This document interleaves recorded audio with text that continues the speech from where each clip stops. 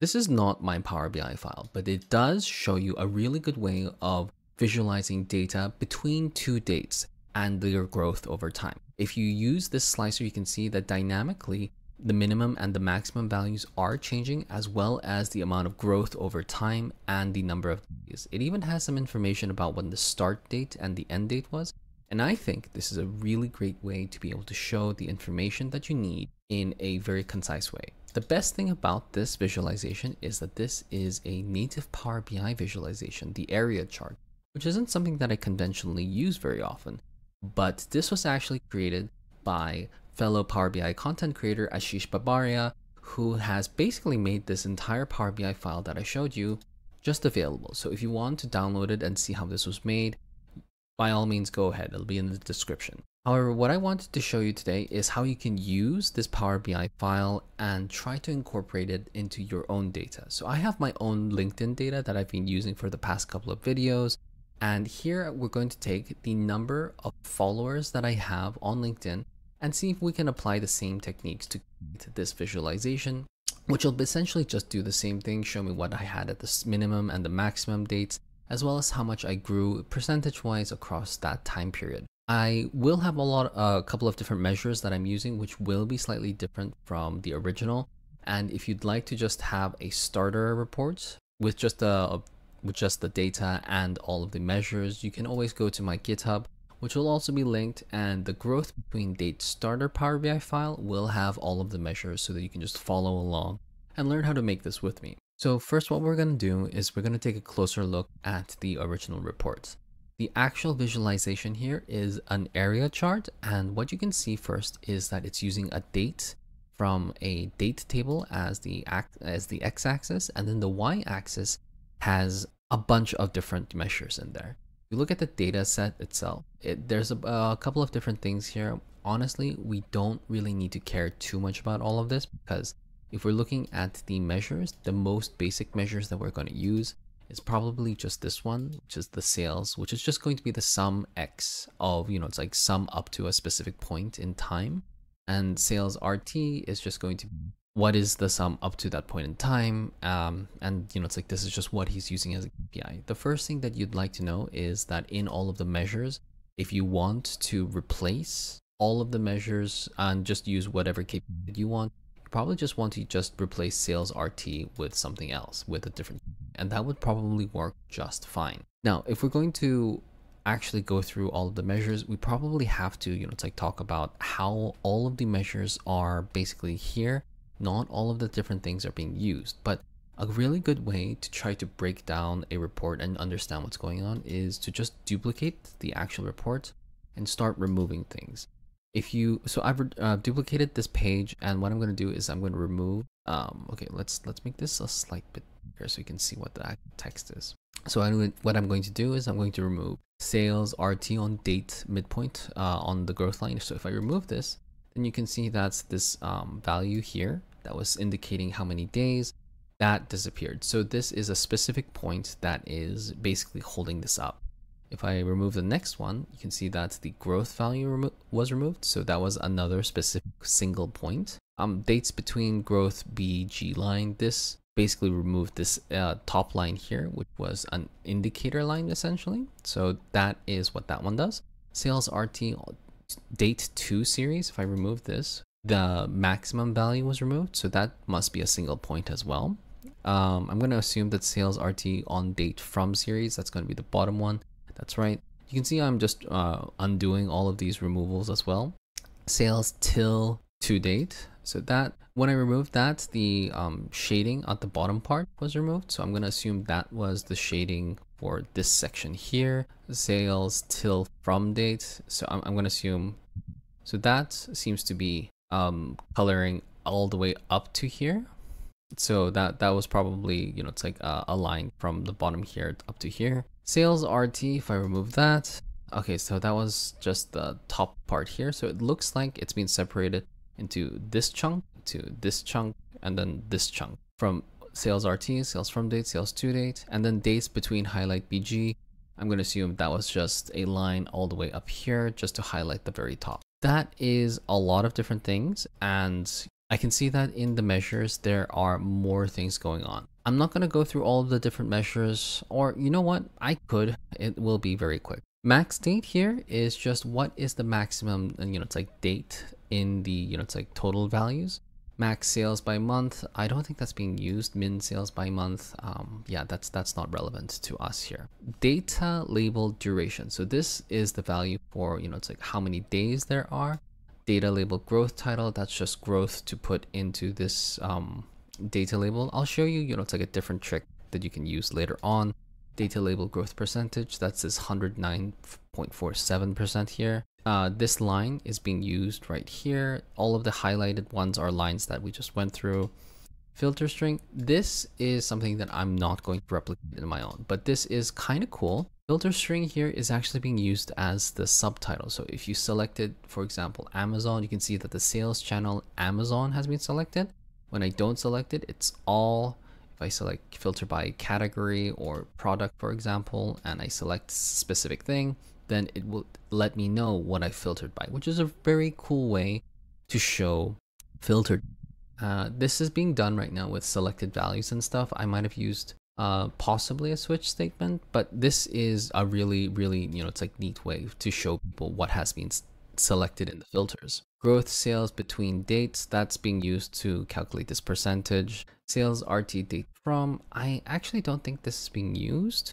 Sales RT on date from lead line, I'm not sure that's being used either. Sales RT date to lead line. Slicer selection max and min, these are the values here, start and end, and the y-axis is being used to extend this the chart, because if you didn't have the y-axis, what would happen is if I just deleted this from the model, what would happen is that you would see that it doesn't actually hold properly. Like you can see that there's like this white area in between, and that's not necessarily what you want. Okay, so that is most of what I wanted to talk about in the original, and now take a look at what has been built. Here, this is just basically a copy, so let me duplicate this, and I'm going to remove this value, and we're just going to go and make this from scratch. Now, the first thing to note is that the data that I'm using is a lot simpler. You can actually see this is going to be the entire date layout of the data. I've got a data table, which has a date and the total followers. For the purposes of this, impressions, engagements, and new followers don't exist. So it could just be date and total followers. I have tried to do the right thing and use a date table, and that's basically just been created using Bravo. Bravo is an external tool that I do recommend you check out. You can just download it and just create a date table for you almost automatically, which is very nice. I have talked about it many times. I'm not going to go over it right now. But with that, my data model is just that the date table filters the data, where the date column is just connected to the date column. And then there's this one interesting little thing that I have to create here, which is called the disconnected date slicer. So this here is basically going to be the actual slicer used, because if the slicer is actually connected to the data, then what would happen is that it would simply filter the data. So if I change this into a slicer, and you can kind of see that, it's like it's actually filtering the data set itself, and that's not really what I want. I want just the section to be filtered. So in order to do that, you need to create a disconnected date slicer. And to do that, what we're going to do is click on modeling and then click on this icon here. It's going to say write a DAX expression to create a new table. Once you click on here, you can actually, it's like obviously it says you can create a table with DAX, and the DAX that I'm going to use here is this value.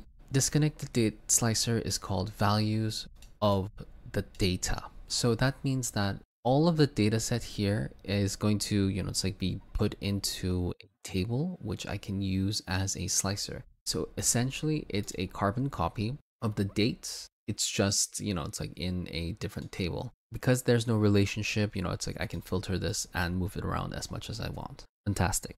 So what I'm doing, the KPI that I'm going to use is just the max of total followers, because if I put the total followers here, go to the date table, and I take the date, I throw it in here, you can see this is the actual chart that we're looking at, that's the same shape. I just want to show that at this specific point in time, this is the total number of followers that I had. Great. That's the main KPI. If you wanted to change this and use this yourself, you would probably just want to change this to something else. Then we have the slicer selection max and min. This is basically the same as what was in the original, and I've just changed some of the names here because, you know, it's like in the original it's called dim date, and I used the disconnected date slicer, and basically we're just going to take what's the minimum value of this slicer. Let me make this a little bit smaller. Let's remove the filters. Slice selection min and max, because the minimum is just min x and the maximum is just max x. So, all right, so minimum and maximum. Now those two things here, I put in the disconnected slicer, put in the date, and I make that into a slicer. You can see that the minimum and maximum date changes as I apply those filters. That's exactly what I want. One thing that I will tell you is that the date already has been set to date time. I could change that to date. That doesn't really matter at all. But the annoying thing is that see these sliders, they're very, you know, it's like thick. The only way to change them is if you go into format, go into properties, go into, I believe, advanced options, and click responsive off. You can change it so that it looks thinner like this. And I think this is a much preferred look than, you know, it's like this one.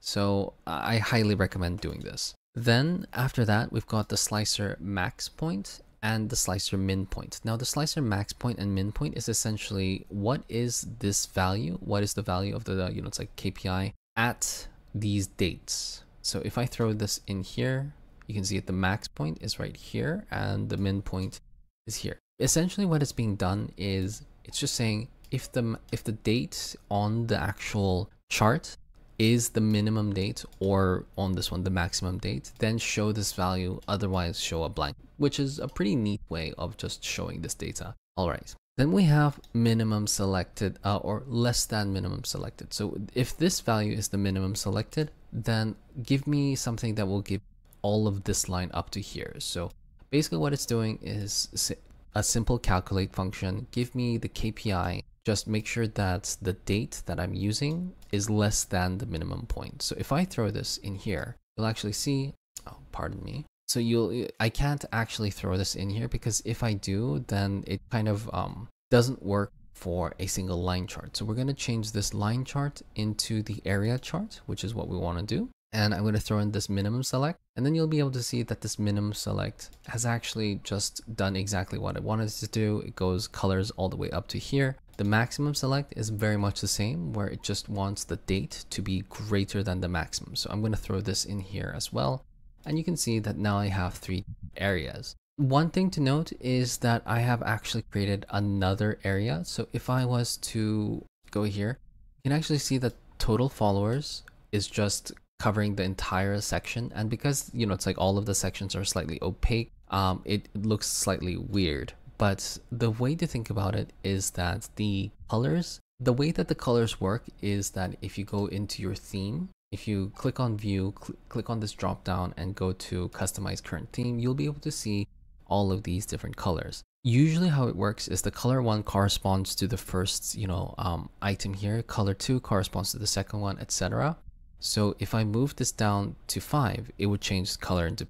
But another thing to think about is that, okay, yeah, you can see it right there. Another thing to think about is that if I actually move this down, the items at the top are rendered first. So they're kind of layered at the back. So this is at the very far back. And if something overlaps, like right now, these 2 items are overlapping the total followers. And if that is the case, then you can see that it does, you know, these 2 items are visible over them. But if I move this up here, then these 2 items are actually behind them. So if the opacity was, you know, if I made the shade area for total followers to be 0% transparent, you wouldn't be able to see anything anymore. So this is something really important to think about. You don't really need to do anything here, and you could honestly just leave it like this, but I have chosen to just put in a KPI, another measure that's KPI between, which is basically the data between minimum and maximum using the keep filters and dates between. And I can just throw that in here,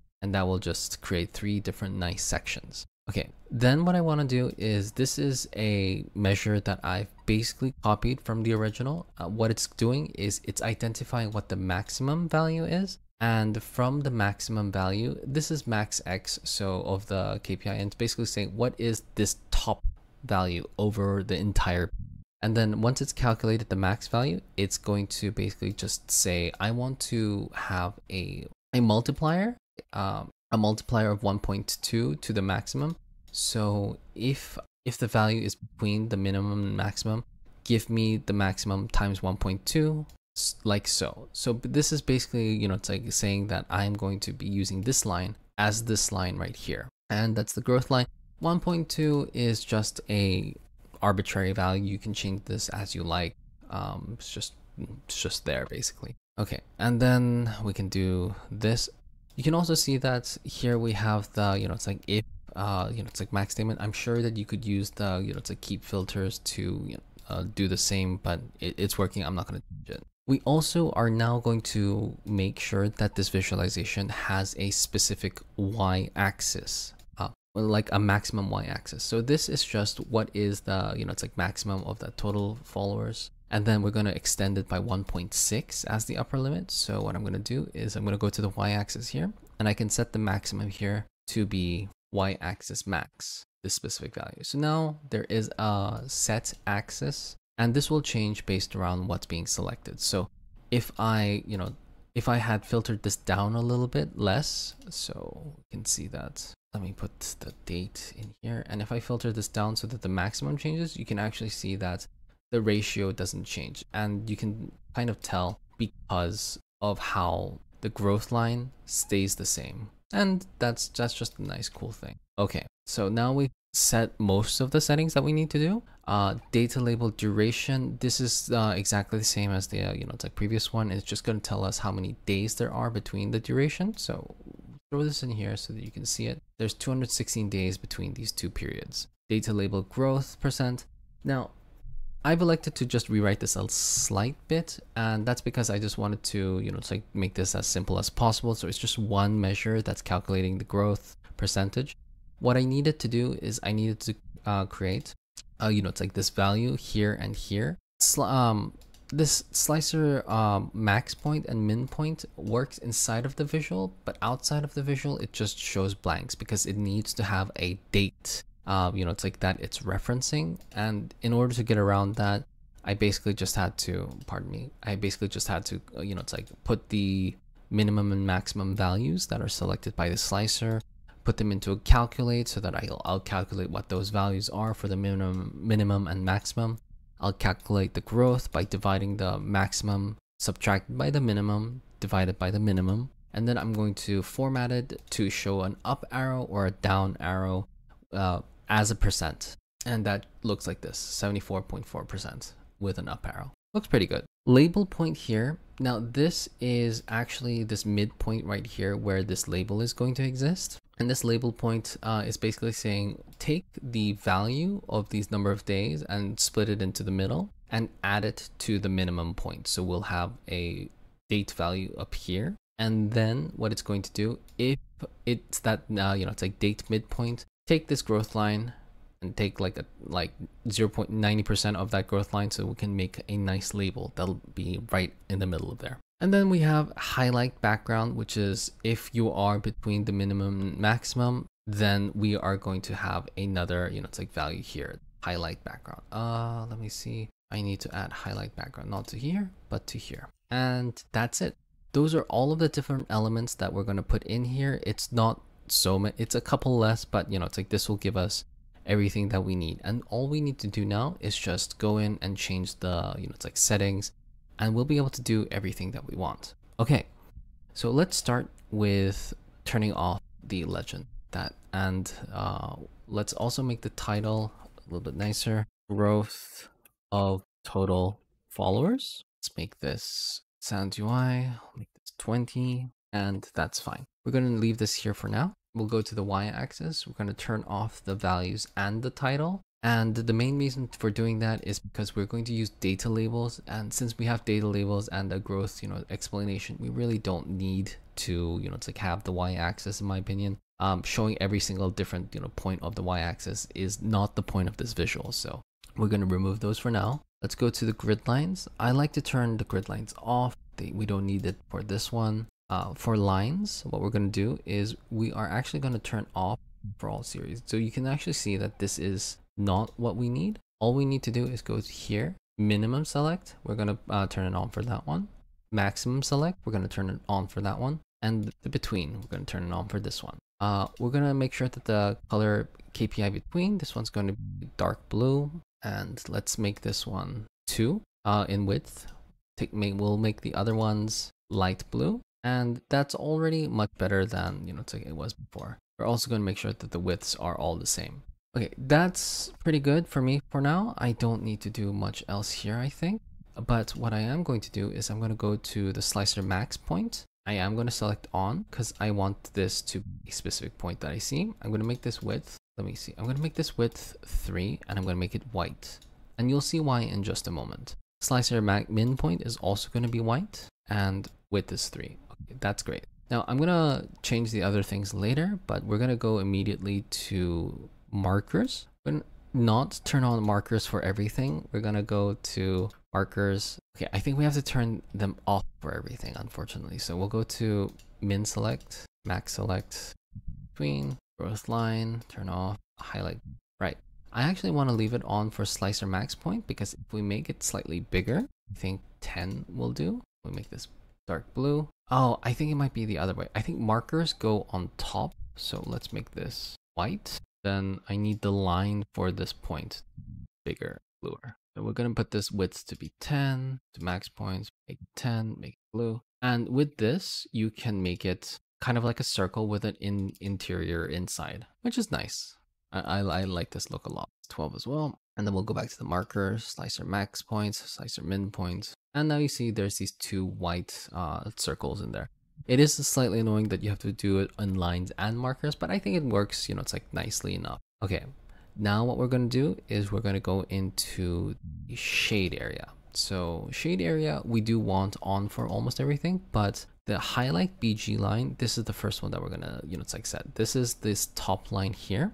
And what we're going to do is we're going to make this not match the line color. We're going to make this just light blue, make it pretty transparent. I'm going to go with 95. Well, 85 is actually not so bad. And then we're going to go into shade area for growth line. Just turn this off. We don't need this one. And then that's actually pretty much it for the shading. We can go to the KPI between and increase the transparency if you want. I think it looks, it's like pretty nice as it is. I might change the transparency to, I think I need to go back to lines and make sure that the growth line is on because you do want to show this line. We'll make this 2 pixels and we'll make this the same color as the other lines. Okay. We're pretty close already, and you can see that if you move things around, it is pretty nice and dynamic. What we're going to do from here is we're going to turn on reference lines. I think we'll add 2 reference lines. First line, we're going to call data from. Oh, sorry, you need to click this edit button in order to do that. And I'm going to rename it data from. We'll choose it as a x-axis constant line, the first value. And here what you do in the line is just click on this conditional formatting, and then we're going to go to slicer min. Great. That's basically, it's like exactly what you want. And you can select this value scale by width, and scaling by width, what means that, depending on how, it's like wide the value is, it will either look bigger or smaller. I think it's fine. Just see which one you like. We'll turn it off for now, and that's not a big deal. Make the width 2. We're going to add another one. We'll call it data 2, and this is going to be, you guessed it, slicer max. We'll just make sure that the settings are the same.